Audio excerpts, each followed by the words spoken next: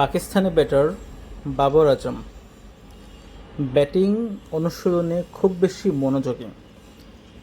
সদ্য পিএসএলে ভালো একটা পারফরম্যান্স করছিল।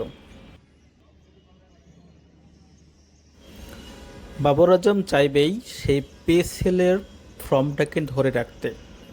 পিএসএল শেষ করেই বাবর আজম এখন বাংলাদেশে।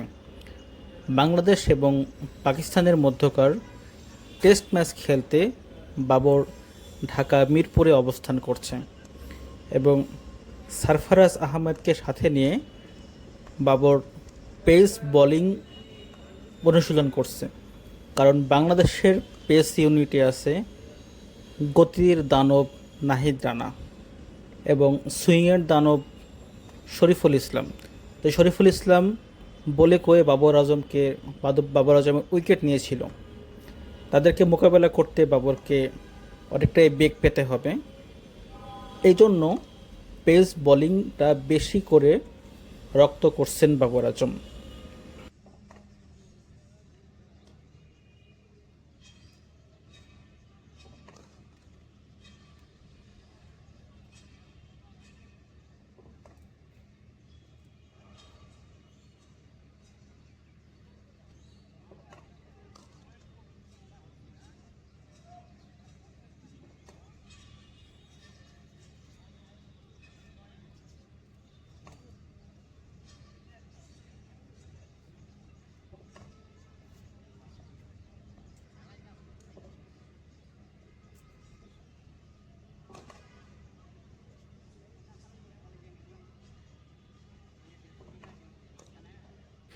বাবর আজমদের সাথে বাংলাদেশের যখন শেষ টেস্টে দেখা হয় তখন পাকিস্তানে টেস্ট হয়েছিল এবং সেই টেস্টে বাংলাদেশ পাকিস্তানকে হোয়াইট ওয়াশ করেছিল। সেই হোয়াইট ওয়াশের প্রতিশোধ কি পাকিস্তান নিতে পারবে, নাকি আবারও হোয়াইট ওয়াশ না হলে সিরিজ জয় এমনকি ড্র হতে পারে, এরকম একটা আশা নিতেই পারে বাংলাদেশ। সো সেটা দেখার অপেক্ষা।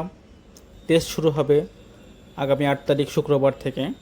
এবং আরেকটা মজার বিষয় এবং খুশির বিষয় হচ্ছে বাংলাদেশ এবং পাকিস্তানের মধ্যকার টেস্ট ম্যাচে স্টুডেন্টদের জন্য ফ্রি এন্ট্রি ব্যবস্থা করা হয়েছে।